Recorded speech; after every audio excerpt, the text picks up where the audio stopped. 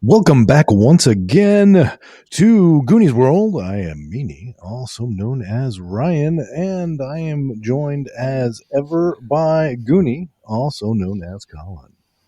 Yeah, hello. The wonderful unicorn, also known as Lynn. Hello, hello.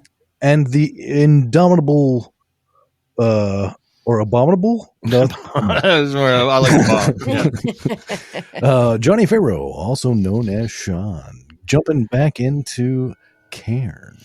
That's right, and I think my next record needs to be by the abominable Johnny Farrow. Yeah. But that's right, we're playing Cairn by Yohai Gal. We're going to play one more episode because this is obviously our last episode of 2024. We always take a break, and so we'll be back next year after this episode tonight, so enjoy it. We'll talk more about that later. But I think we better just start immediately. Again, if you would like a recap, please go back and listen to the previous episode. So, Mama Zabagushka, you've thrown up this 50-foot hedge to block yourselves from the hooded men, this mysterious cult that protects the forest. We're trying to get the baby monster that you have. And you don't want to let little me fall into the hands of these hooded men who say that that thing is not of this earth, it's not of the forest, which is why they wanted it. And you ran. And so are you continuing to run down the path, or are you running off into the forest? Well, we still do need to get to that sawmill, but maybe we could... we don't have to... If we're going in the same direction and we kind of keep an eye on the Black Creek? The Black Creek, yeah. As long as we don't lose the direction, we don't necessarily have to stay directly on the path. Of course, we could run into something worse if we're off the path, but might be... If it comes to it, I've got this ghillie suit, and I'm just going to, hide. Well... You know that, putting up a 50-foot hedge is no permanent barrier, even if the hedge stays there forever. That's something that someone could run around eventually. So maybe, as I think somebody, one of the little hobbits said once, if somebody's looking for you on the path, then maybe it's better to be off it.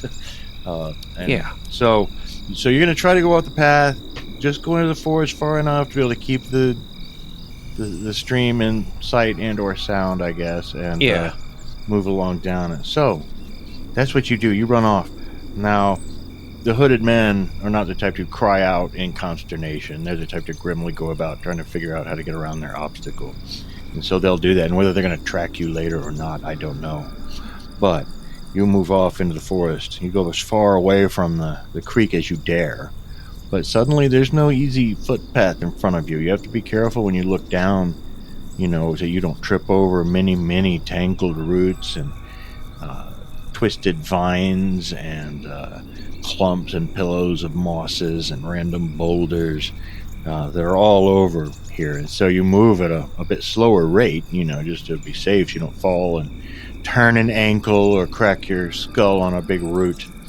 And the forest is quite close, and if you think you normally hear music, Barbi, in the sounds of the crickets and forest sounds, and you certainly hear it now stronger than ever. And luckily you hear no more sounds of crows trying to divert you further in. But up ahead there's a bit of a speck of light, and you realize it's unmistakable. There's a crackling fire up ahead. It's a small campfire in the trees, and it's more or less in the direction you're going. As you get closer to it, obviously the forest is so thick that you have to get fairly close to it, but you can see it peeking through the trees every now and then. But when it's just about maybe 30 yards away or so, there's a small clearing, and I don't mean much at all. A tree fell down and knocked over another one. It's created just a bit here. So there's this huge old rotten tree laying on its side, and it's knocked down a few others. And there's it's created like a little spot, perhaps, little. Seems like a good camping spot, and then that seems to be what somebody's using it for. Now, even though you can see the light of the fire, remember, it's not nighttime right now. It's still afternoon. But it is dim. And there's a figure sitting there. He's wearing a turban, actually. Like a great big turban wrapped around his head. Looks like the pictures you've seen in broadsides of the heretic Ottoman Turks who are besieging Vienna far to the south. And he's wearing what almost looks like a dress. You can't see his feet or his legs or anything. It goes all the way to the ground. And he had been standing up and stirring something in a pot that's hanging over the fire, and then he sat back down. But he hasn't noticed you guys because, as we said, you guys are moving pretty quietly and carefully. So, what do you want to do? Do you want to disturb this strange, perturbed fellow, or try to sneak away? Perhaps he could aid us. But would he? We haven't really met anything friendly around here, except for little Meep. But I don't think Meep is really probably friendly if he was an adult. We just found him when he was a baby, and he's all sweet and stuff. And I think he's impressing on Mama Zabagushka. Oh, yes. Yes, I don't know what I'd do without little... Imprint, not impress. You know what I meant. Oh, yes. Well, but I think this foreigner, he might know some magic. Just making a stereotype, you know. He's got that Middle Eastern magic. Maybe he could... Oh, I do have this spell. It could be of use. But, well, we're not likely to run into anyone else. Well, who knows who we'll meet, but he looks friendly enough to me. Okay. Well, if you'd like to go approach him, why don't you?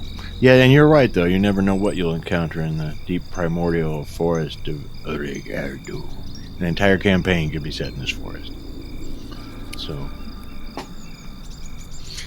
I will point out, in case anyone's wondering, there is no forest in Hungary called the Urig-Erdu. I was looking for a great place and time to set, kind of a Grimmish, Warhammer-y type of campaign in a while back, and I came up with this Eastern European flavored sort of place. So, in case any of our listeners are wondering, you will not find Urig-Erdu on a map. And I think it just means Old Forest in Hungarian. So, there we are. You, as you're approaching the man, though, you're obviously going to make some noise. And he does notice at that point, and he stands up again. You realize how short he is compared to you now that you're closer to him. And he turns around. He's got a really swarthy face. It's really dark. Very dark brown and heavily lined. He's got these little nut brown eyes that almost don't even have any whites to them. His pupils are so big. And he has this goatish-like goatee and a little twisty mustache. And he's pretty hairy. He's got hair on his hands and then hair growing out of his cheeks where he can't really grow in a full beard. And he says, "Oh, I suppose you saw the light of my fire." You suppose correct? Obvious. Never forget, rude is one of my characteristics. Well, do you wish to warm yourself beside my fire? Well, we are in a bit of a sticky situation. We have run from some hooded figures. Oh, yes, I know the hooded men. They mean well. Do they? Yes. Well, they want to kill a cute little Meepy. Yes. Maybe? See this creature here in my papoose, my papushka. I'm going to tie a little babushka on it to make it cuter from Mama Zabagushka. Mama Gababushka's papushka. His eyes arch up, Spock style, and you see just how Saturnine his features really are. Oh my, that is not a natural forest creature, is it? No, we were told it is not from here, but all the same, it is in need of some care, and I am its caregiver. All things are in need of care. Part of care is good company. Please, sit and warm yourself beside my fire. Well, You can't have meep. is this a safe place? Of course it is. What about you, big fellow? He said, looking at Dobrogost. Don't you wish to warm yourself beside my fire?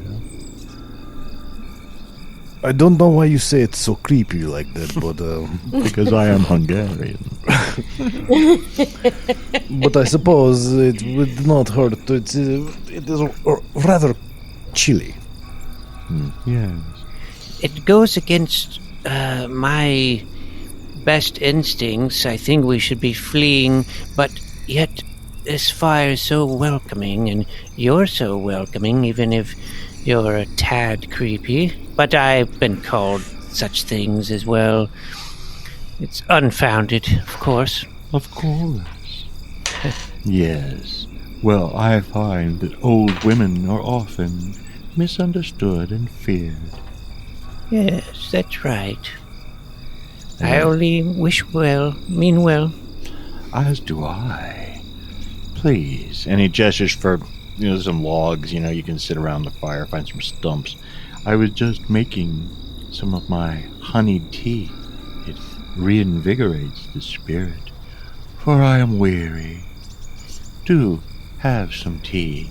I just happen to have a few wooden bowls in my bag, I believe. And he pulls out some wooden bowls and begins to scoop them in the honeyed tea that he's making in the pot over the fire and holds the steaming bowls out for you. He takes a sip of it himself. I feel my spirits reinvigorated. Oh, won't you have a taste of my honeyed tea? Let me smell the aroma of it before I take any drinks of a strange brew. All right. Well, you know a thing or two about herbalism, don't you? And Yeah. the smells of things. Well, you take a nice big smell. Why don't you go ahead and make a will save, just in case. Just in case. Okay. Natural 20. Oh, shit. Well, you're confident it's fine.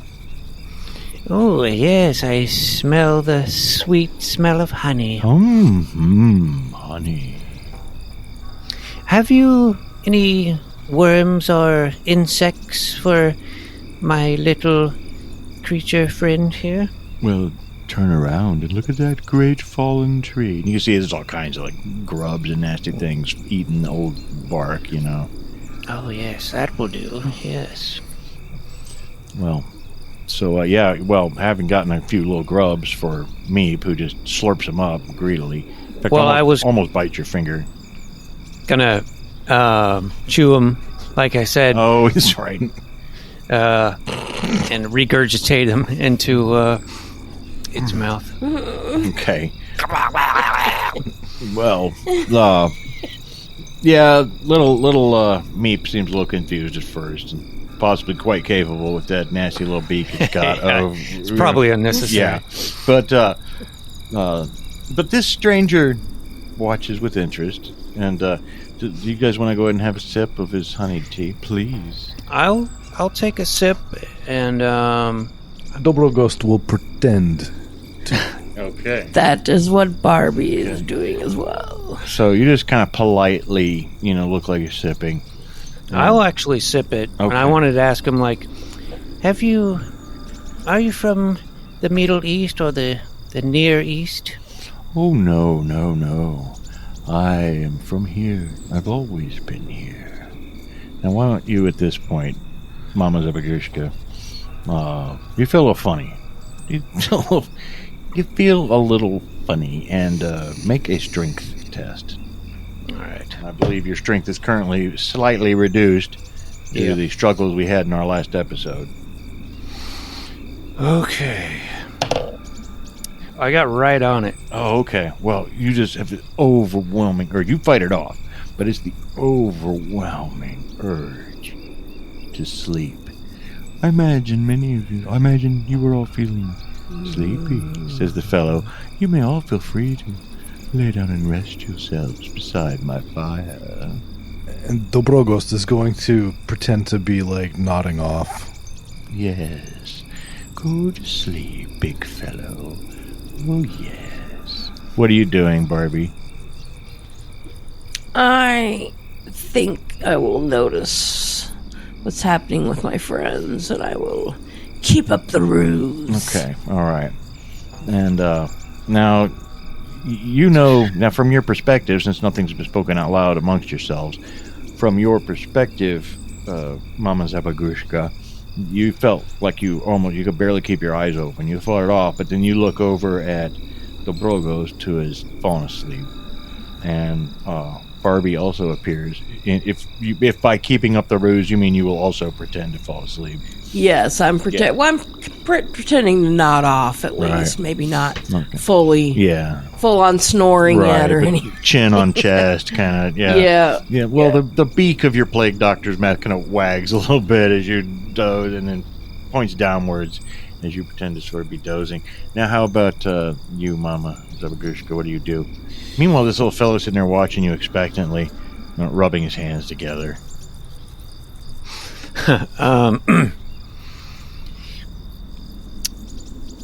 Yeah, well, I'm sure I am also aware now that I can see, I can feel the drowsiness, and I can. I don't know if I would know if they're faking or not, but I would figure out what's happening. Obviously, it doesn't take a genius, so. Right. I think I will pretend to sleep, but I want to try to keep my eyes just like a slit open, like when you're a kid pretending to sleep. Yeah. Keep your Totally. eyes just open just a tiny little bit. Okay. All right. Well, he waits there for a bit, then smiles. And he stands up and he starts to unwrap the wrappings of his turban. And he unwraps them, and he's got these two little horns sticking out of the top of his head. And remember he was a little bit shorter than you. And then I said he was wearing the dress type thing. He takes that off, and his legs are completely hairy, and he's got hooves. And he's obviously in a state of arousal. And he begins slowly approaching the Dobrogost. Oh, thank God.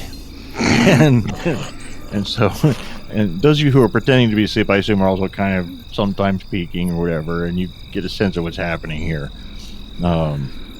What do you do, Dobrogost, as you can see and hear him approaching you, and this randy little satyr-like fellow approaching you in an obvious state of arousal?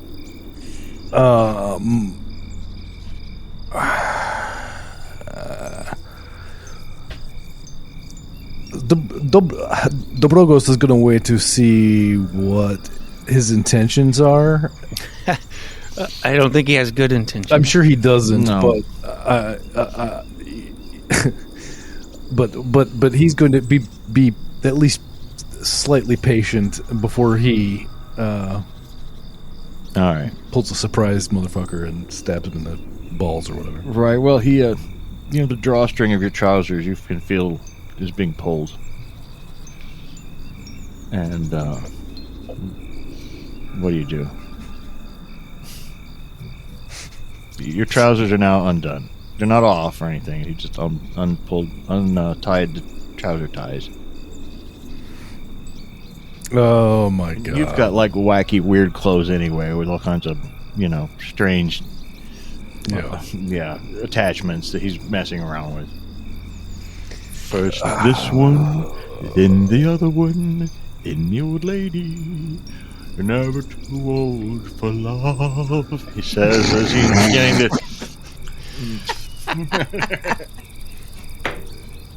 It's funny because she's 38. Yeah, right. It's been a hard 38 years. Yeah. It's the mileage. Well, yeah. At this point, Dobrogost is going to stab him in the temple. Okay. Yeah. Well, you pop up and stab him, and go over and roll your damage. I was really hoping you were going to pull him off balance by his penis. We've only grabbed a penis once in this entire Goonies World run, and it was on the Really? beast. Like I was trying. I was even trying to signify it with my vape. I was like, well, Yeah, we have had one episode where we had to save the life. I think it was... guy was going to fall off a cliff into the beast, and had to grab the other guy's... Yeah. And I believe it worked, so... Yes. But that's neither here nor there. Now, Ryan's just signaled to me that he rolled a 5 damage when he stabbed this satyr in the temple. And our satyr only had 4 hit points. And but he does make his roll to avoid critical damage. And looks like he's going to bolt for the woods. If anyone thinks they want to stop him, go ahead and make a dex test now, and we'll enter a quick combat. Otherwise, you can let him run for the hills. All right, I see some rolling. All right. I actually got my dex roll. Nice. And you only have a 5, so that's pretty good. Anyone else make theirs? Or anyone else who wants to be involved at this point? I roll a 4 as well. Okay, so... And I see Dobrogost fumbling for his dice. Yeah, I can't find my D20. Oh, there it is. Oh, fucking on. Chase that Bill Cosby motherfucker down right Hey, now. I got a 2. That's not funny. Don't make fun of Bill. Pudding pops. It's not a pudding pop. Well, can we do that now? Isn't it time? Yeah, we can do that. Yeah. All right. Oh yeah. Yeah, I want to chase him down and do something to his pudding pop. Okay, well, you got a chance to. I mean, he hasn't. He's going to try to run. This is just a randy little satyr who tries to trick people, and the satyrs are very lustful. So, but go ahead and you can catch him. I mean, you can stab him, do whatever you want. He hasn't quite gotten away yet. He was just starting to run when you sprung into action. He still thinks you guys are all asleep, except for Dobrogost. Yeah, I'm a spry old 38-year-old, and I'm gonna chase after him, and I'm gonna, if I catch him, then I'm going to, well, I'd like to try to, tackle him to the ground. Okay.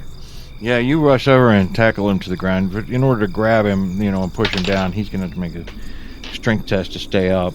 And he doesn't. He fails it. He rolls a 16.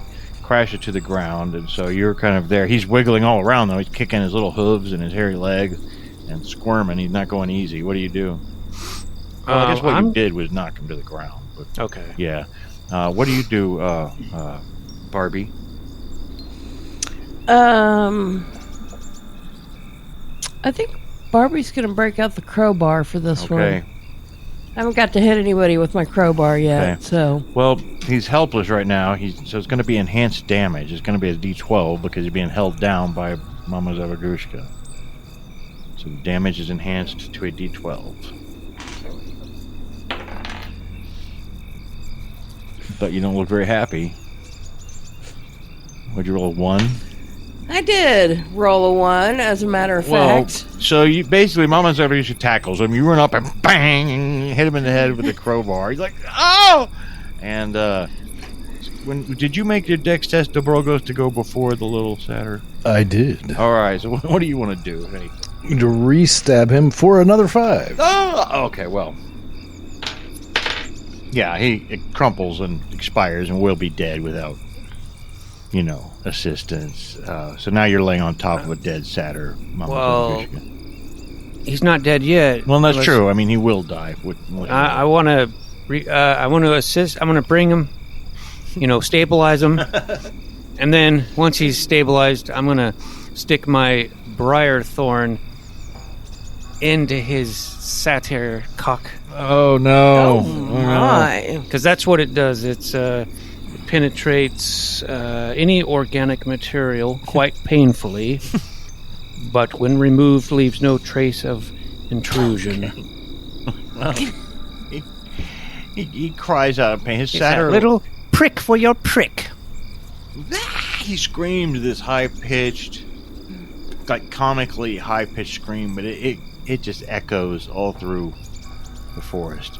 This scream has traveled for miles, and then he passes out from the pain.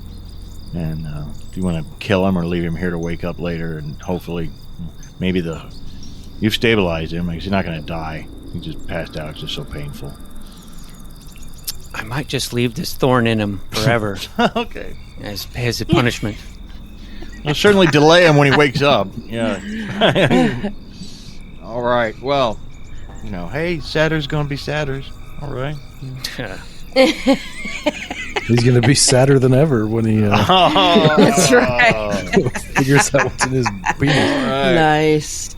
Well, you do hear some as his cry dies out. You can hear pretty far off in the distance, maybe half a mile away, there's some cries of some men calling to each other. You start to worry that maybe the hooded men, are trailing you and they've heard the cry. They're still pretty far away, but I imagine it's a swift kick in the ass to keep moving. But now that they've clearly come off the path and they'll be looking off the path for you, do you want to go back on it before you miss the sawmill? Or Yeah, I guess that makes probably sense. so. Yeah. Because otherwise you might, because the forest is pretty thick. But you do go back to the path, and luckily you don't hear any more calls. You don't know if the hooded men, how far they're on a trail, or how much danger you're in from them. But up ahead, there's a bit of a clearing, and because there's the remnants of a lot of sawed down trees around, and there in the creek is a paddle wheel that is a type of paddle wheel in a sawmill that would power an up and down saw. But the creek's water is so low that it couldn't power the up and down saw in the sawmill, whether they wanted to run it or not. There's not enough, maybe when they built it, the waters of the Black Creek were, more forceful. But everything's quiet there. It looks totally abandoned. You heard it was abandoned. The roof seems recently patched, though. There's a garden, but there's not much in it. No one's tended it this year. It's walled off like a garden. And beyond that, there's a single grave out in the path. So there you have the grave, the garden, the seemingly abandoned sawmill with a door that's shut. The windows are all shuttered. And I think Zell would probably be interested in the garden. Just the first thing she would be drawn to.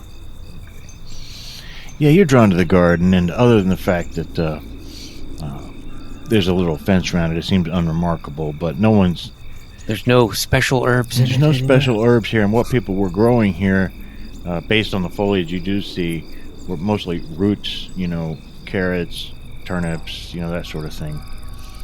But beyond that, you can just see the gravestone more clearly now, and that says Bella, beloved son, on the gravestone. Now, you had heard that when the Sawyer had died of a broken heart, when his son Bella died, and that's why His son is named Bella? Well, the Sawyer had a son named Bella who had died of... they didn't know how he died. But no interesting or useful herbs growing in the garden. Merely just a sign of decay and that no one's using this place.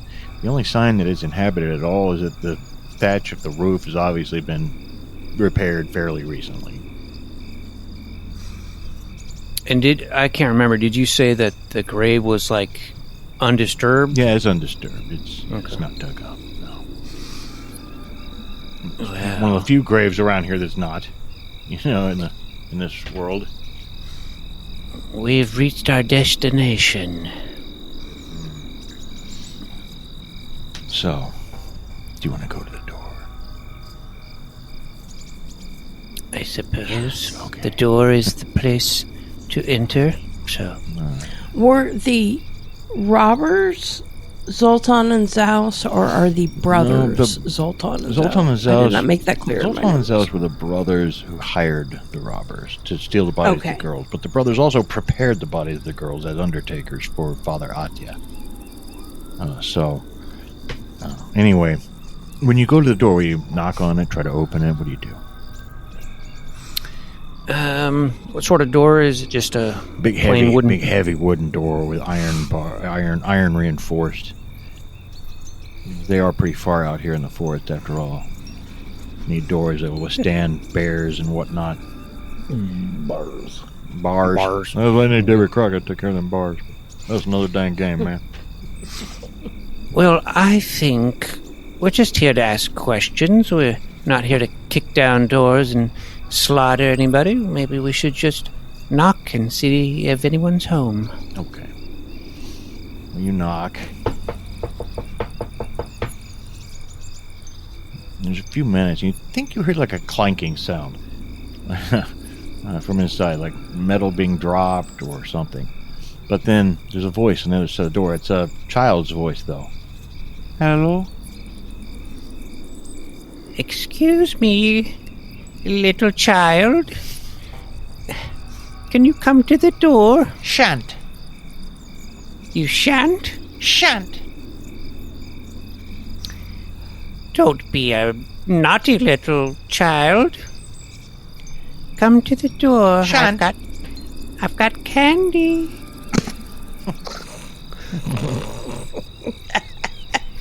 Got caramel. Shan't. You have caramel. Not for you.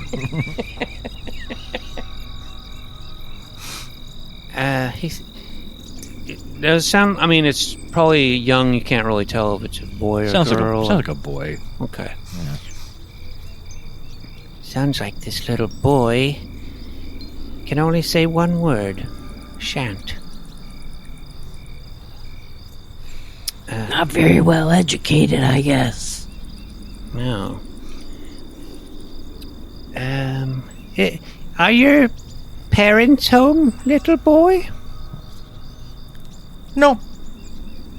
Oh, he speaks. He knows too. He knows too. Well, he said hello earlier. Oh, So there's that's three. he knows three so far. Keeping track. Well, When might you expect them home? Never. you live here all by yourself? Oh. No answer Well- to that. We're just going to come in, okay? Shan't. Oh, we shall. Shan't. I'm suspicious that this might not be a little boy. Well, I am suspicious that the brothers are there silent and just told the little boy to act like he's the only one there. And then maybe they're lying in wait for us. Sounds very likely. So what do you want to do? No, anyone have any creative ideas? We could draw them out, perhaps. But I've already offered candy. I guess you could draw them out. You could bash the door in. You could punch in the shuttered windows. I guess there's a few different options. Cut through the thatch of the roof. Could burn it all down. It's not the type of building that would withstand a prolonged siege. Let me put it that way. But this little boy, whoever he is, definitely sounds like he shall not open the door.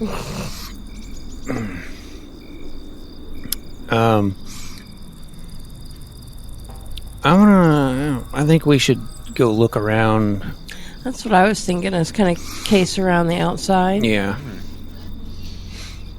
you case around the outside, and towards the back you do find some stairs that would lead down into a root cellar that would be beneath the house. Perhaps they once had a garden here where they were growing a lot of turnips and carrots and different roots and storing them down here. You could try to get in that way. The door itself has a somewhat rusty chain wrapped around it. It's a little padlock, but it looks like it could be easily broken with a strength save. Although it would probably make noise. Yeah, if we're trying to be sneaky, I don't know about breaking a chain. That looks like the only other way to actually get in that wasn't obvious from the front of the sawmill. Well, I guess there's one way that would be a sneaky way to get in that I just thought of, but up through the mill wheel. The mill wheel has to be open to the saw works. If you were to go into the creek and crawl up through the mill wheel, that'd be a good way. Yeah. We could ride that up in there. Well, it's not even really turning. The creek doesn't have power. You can't even power it anymore, but the works would still be open. One person could stand in and we could roll it. That's true. Yeah. Fling them in there. Yeah, I mean, that's a sneaky way to get in, I think. Yeah. Well, okay. Well, you just creep down into the water. And there's silence from inside the sawmill. And you poke your head up through, you crawl up through the paddle wheel, and you see it's just enough room for a person to crawl through. But you can see into the great, front room here. The main floor of the sawmill. And again, there's this great saw, but it's rusty and can't move. Again, this hasn't been used, and this thing can't power it anyway. The creek can't power it anyway anymore. But you do see there are two figures crouched right inside the front door, but there's no little boy there. There's two men. One is tall and blonde and thin. The other's short, dark hair. We were told they were brothers. They don't look anything alike. They're crouching right there in the door. And the other one is... one of them's whispering to the other one, but you can't hear what they're saying. There's no little boy anywhere. And then, while you sit there a bit, one of them goes and he peeks out the shutters on the other side of the room. The little one, the shorter guy. And he looks like he must be Zaus. Something tells you that's Zaus. He looks like a Zaus. He looks like a Zaus. And then he peeks out of the other shutters, and he looks at the other one and shrugs. And then the taller one, who must be Zoltan. Beware! I am the ghost of Bella. At the door. Stay away! Stay away! Stay away! And he looks at the other one and gives him like a affirmative sign, like a thumbs up. Very confident. No, so you could burst into the room at this point. You could do any number of things. Yeah. They're distracted looking out through the windows and stuff. Yeah. So, yeah, I want to pop up my ghillie suit. All right. Well, you pop up into the room from the direction of the sawmill works, and both of them turn around with a shock, and they scream comically. Both of them back up, and now they're both backed up against the front doors. You're not a little boy. Forgive the deception. It's dark times, dangerous times, bandits, German mercenaries. I'm sorry. You shouldn't tempt an old lady with a little boy. No, I would never tempt this old lady, especially a lady who looks like, she might be a witch, or at least a half-witch. Yeah, we would never do that, says the shorter one. No, please, take whatever you like. We don't have much coin. Anyway, you look around, there's some big urns in here. There's actually, not urns, but like ceramic pots. There's 3 huge ceramic pots, like Greeks would use to transport wine in. There's actually 5 of them up against one wall. And there's some stairs going up. But there's a pile of bricks at the bottom of the stairs. Like a pallet of bricks, but a lot of them have been used already. So it's kind of a partial pallet of bricks at the bottom of the stairs. And they've got their bedding and things down here in this room, and that's all you can see. But they're both frightened. You know, they're young. I mean, they're in their early 20s or late teens. And again, one tall, blonde, thin. The other one shorter, and dark hair, dark eyes. And both quite literally afraid looking, though. Just take whatever you want. Why have you been hiring people to dig up graves? Dig up graves? No, I dig up graves. Me? No, I wouldn't dig up graves. No, I work as an undertaker. You've misinformed. Did I say you lied? Dig up No, graves? we've never lied once in our whole life, says Zaus. I said you hired someone to dig up graves. Well, you know, it's funny you say that because I was just thinking if someone wanted somebody to dig up a grave, they would, hire somebody to dig up a grave. But I haven't hired anyone to dig up a grave. No, we would never hire anyone to dig up a grave, says the other one. All right, no, don't worry. It's fine. They're reasonable. Look, we have 74 pieces of gold. That's a lot. That's all our savings from you. You can take that and go. Just take it and go. Take it and go. Don't give them all our gold. What are we gonna do? What are we gonna do, Zaus? And I assume, we saw him from outside. To get that big guy with him, and then a creep over there, gesturing to the plague mask. Hey, I'm an undertaker too, of sorts. Well, why don't you tell us what is in those pots? What pots? Oh, those pots you have right there. Oh, those pots. It's nothing. It's a joke. It's a joke. There's nothing in there. Yeah, nothing in there. Nothing in there. It's a funny joke. There's nothing in there. They're just it's for sawdust, storage. Yeah. Oh, yes. Yeah. So just take the gold though. Take the gold. Here, I'm telling you, it's right over there in my bedding. There's a bag right underneath the pillow. Just take it. Take it and go. Just take it and go. Please. I think by now you know we're not after a coin. We've been led here through investigation. There are missing girls that have been dug up, and we talked to the grave robbers who led us here. I told you those guys weren't trustworthy. Well, do you know how hard it is to find a trustworthy grave robber here? That's why we had to go all the way to Zipser. Listen, fellas. I'll tell you. We're going to be straight with you, okay? We're going to be straight with you. Because... Yeah, we're actually in bigger trouble than it might at first appear. Yeah, not in trouble from you or anyone else, but, we came here. We weren't popular in Vienna. No, we weren't popular. And at the dances and the balls, this is before the Turks came. It always felt lonely to be the only guys there without a girl. Yeah, we had no girl. All these dashing cavalry officers and whatnot. And, we started talking.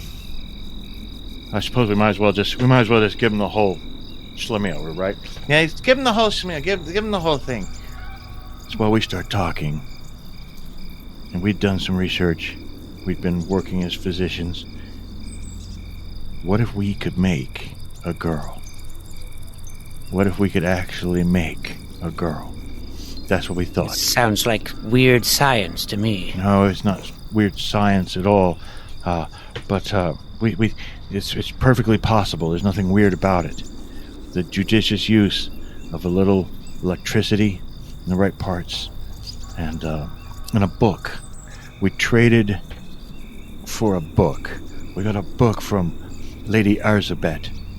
She has a castle outside of Zipser. She traded us a book that gave us what we needed, the rest of the knowledge we needed. We never should have looked in that book, says the other one. Yeah, we shouldn't have looked in the book. Looking in the book is a bad idea. So we made this girl, and then she went crazy, and we had to brick her up upstairs. Yeah, that's what happened. That's what happened.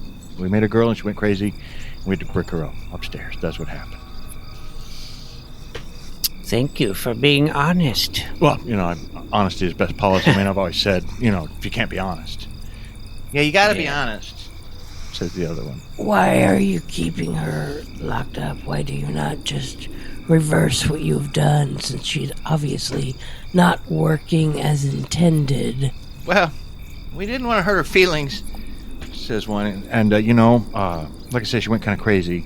And she tried to to kill us, but every now and then she just shuts down, and so we bricked her up in there as best we could, and then all of a sudden from upstairs there's this clang sound. And you might have heard something like that earlier, and she's going to try to get out again. So that's why we're telling you, because I tried to put her down, I couldn't do it. And I didn't have the heart to do it. We don't want to hurt any feelings. But and we also know they'll burn us at the stake around here, small town thoughts.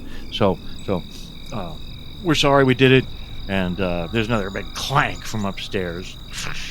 So if you let us go, we're just going to go. We're just going to go. You know, I think you should just hold on. I think you should wait. Well, just then, you hear another big clank, and then there's the sound of thudding, bricks hitting the stairs, and some bricks fall down the stairways. And then you hear a voice from upstairs. I love you. Oh, it's her. It's her. Yep. It's time to go. We gotta go right now. And they try to get to the door. What do you do? I think I would like to take my shackles and shackle them together. Okay.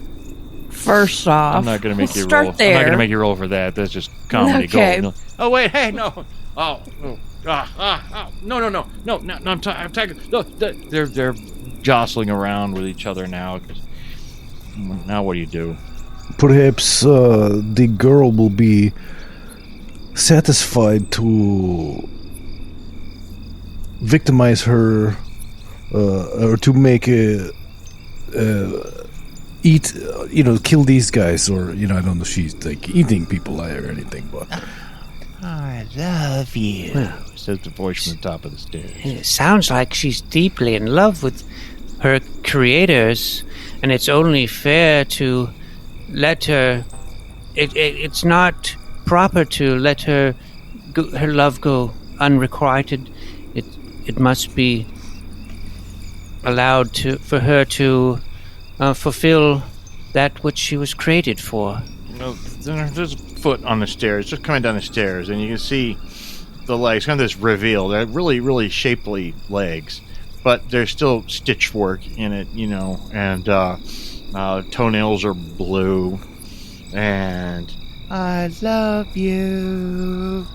And comes down the stairs. She's wearing a modest undergarment that has some blood splattered on it. And then you can see her in her entirety. And again, she's sort of stitched up. Her face has this odd, uncanny valley look. And she didn't really turn out, like we imagined it. Yeah, the sawmill didn't have enough power, says the little one. But they're now still frantically trying to get out the door, even though they're handcuffed to each other. They're like clawing it, trying to get past you guys towards the door. We gotta go. You'll stay here. I love you. She comes all the way down the stairs and raises up both of her hands. She's got these twisted, like blue steel claws on every single finger. And then she smiles, and her teeth are also metallic. We're not sure where that came from. There's some passages in that book that were it was a sketchy book, says the other one. And then she screams at you, and you guys better make a dex roll if you want to go before her. Well, apparently she's not happy just being allowed to slaughter these guys. Was she making that noise towards us, or Well, you towards... guys are all standing together, so Yeah. kind of hard to tell. But who made their dex roll? Give me a thumbs up. Okay, everybody but Mama Dobrogost, what do you do? Well, Just spring into action as this thing comes. And it's not moving like shuffling like a zombie either. It's coming at you with some Sam Raimi speed here. he's gonna try to stab it for 4. Did you say 4? Yes. Hack at it with your sword. Dagger, but yes. With the dagger. Yeah, that's right. You have a dagger. And do 4 points of damage. Barbi, what do you do? Crower. 3 points of damage. So 7 total points of damage.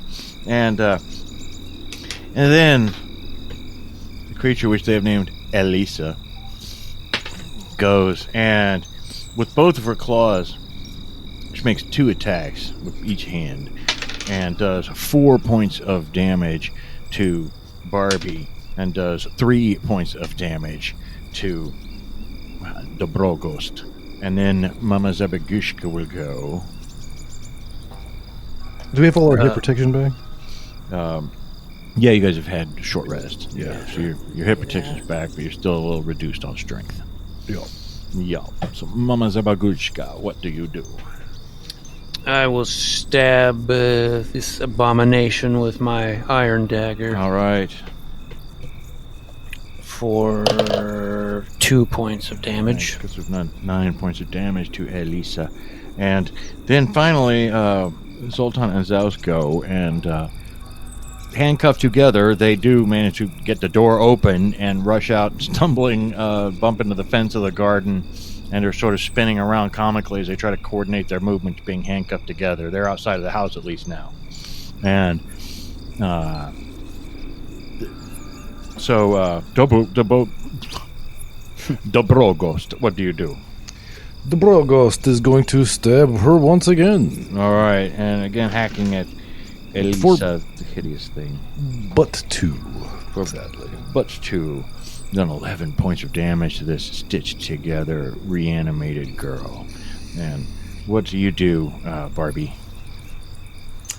I am now going to take my 10-foot chain and wrap it around the brothers. Okay, well, you gotta chase them out into the yard to do that by the I garden. know. You rush out with the chain and wrap it I'm not around. letting them get away. Normally, I'd probably make them make a dexterity test to avoid that, but being handcuffed together and uncoordinated at the moment, you've wrapped the chain around them, and they fall into the ground in uncoordination. And then you've run out of the room, so you're not there for Elisa to hit with her disgusting blue steel claws. It's a doc die. But Mama Zabagushka is, and takes 4 points of damage. And then meanwhile, Dobrogost takes 1 additional point of damage. And then it is Mama Zabagushka's turn. All right, so in this room, is there an actual, saw? Yeah, it's a great big up and down saw. There's a rusted blade broadly exposed. Okay, Nice. well... Frankly, it was a terrible accident with this saw that what happened to little Bella. Yeah. And it's not, it's not even able to run. Not right probably, now, no. But it is exposed and dangerous if you were to, Yeah. not be careful around it. Well, I am going to cast this push Oh, yeah. spell. No, that's perfect. That's Yeah, I'm perfect. gonna push this creature Okay. right into the big saw. You do. You push the cursed thing. You didn't... Wait, Dagger. I was going to make a pun, but I was going to say you didn't see that, but you didn't saw that coming. You never Doesn't saw. work. Yeah. You never saw that You coming. never saw that coming, and you do say that. As Elisa staggers back into the saw and has already taken 11 points of damage, but now takes an enhanced attack from that bit of cleverness, bringing her to 18 points of hit protection that she has lost. And undead though she is, she just rolled a natural freaking 20 on the attempt to not take critical damage, and so that's about as bad as it gets. And I think she probably, since she was already stitched together anyway, just about splits almost all the way to the middle, and her top half kind of sags down, even though it doesn't come all the way off. She says, "But I love you," and falls to the ground. Poor creature. Yes. And then you look over, and he does actually, in his bedding, have a rather heavy purse, and there's a great big old book right there under his pillow too. Yes, well, I think we'll take both. Yes. Do you guys want to take a look at the urns, the jars? Yes. Yeah. Well, when you open those, they're full of blood. It's starting to congeal too and get like cottage cheesy and gross.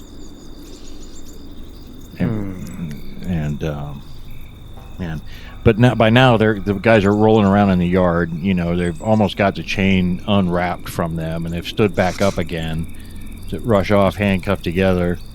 What do? You let them run? Well, Nope. no. Before that, though, I wanted to take one of these urns. Like, I'm gonna see. Does Meep want some blood curds to eat? Meep leaps out of your arms and just buries itself in the top of the urn and starts tearing right through it. My. No, it's the blood. We're gonna trade for the book, says the other one. Forget the book. Forget the book. It's about our lives now, says Zoltan. And look, it's not us you want, okay? We're not the masterminds here. It's Lady Elizabeth and Zipser, okay? We'll tell you everything you know how to get her, okay? She's the one that gave us the book, all right? She's the one that taught us. Yeah, she's the one that taught us how to make the girl. She just needed some parts. She needed the blood. It was the blood she needed. Didn't have to be fresh. Just look. We'll do whatever you want. Yeah, we'll do whatever you want. Just save our lives, please. It was a mistake. All we did was make a girl. Yeah, we didn't even want to. Just please, help us, please. What do you guys do? You're shaking your head. All your. I'm not inclined to let them go. No, we know where you can face justice. Where's that? What's the name of that town we just came from? Zamuru. I was No, thinking- they'll pitchfork us. No, we don't need the pitchfork. Well, that's the style of justice that they bring, and it's not for us to say. You're the ones that stole their daughters, their dead daughters, away from them, from their eternal rest to build this monster of yours. And now you have Plus, you have faced justice. earned blood, which obviously were ill-gotten. Well, they both look at each other, and then look at you, and then they both look at the camera, and then they turn and run as fast as they can for the woods. You guys want to chase them? All right. Yeah. And they're still shackled together, yeah. Well, they're handcuffed together. They're They manacled are, together. yes. Yeah, so it's a comical Manacled run. together. And you could probably easily catch up with them. They get all the way to the edge of the forest and in a few feet, and then you hear one of them scream, and he staggers back out with an arrow in his throat. It's Zaus. Zaus! Says the taller one. And then another arrow comes out and hits him in the back of the neck, and he falls to the ground. And then a dozen hooded men step out of the forest. And you know what? That's where we're going to leave our adventure of Cairn. Now, what happens in the future? Do the hooded men take your little baby Meep? Does anyone ever track down this sinister Lady Elizabeth and Zipser? We don't know. We'll have to see if we ever play Cairn again. Maybe we can answer some of these questions. But for now, we leave it on that unsettling bit right there. And that is it for 2024.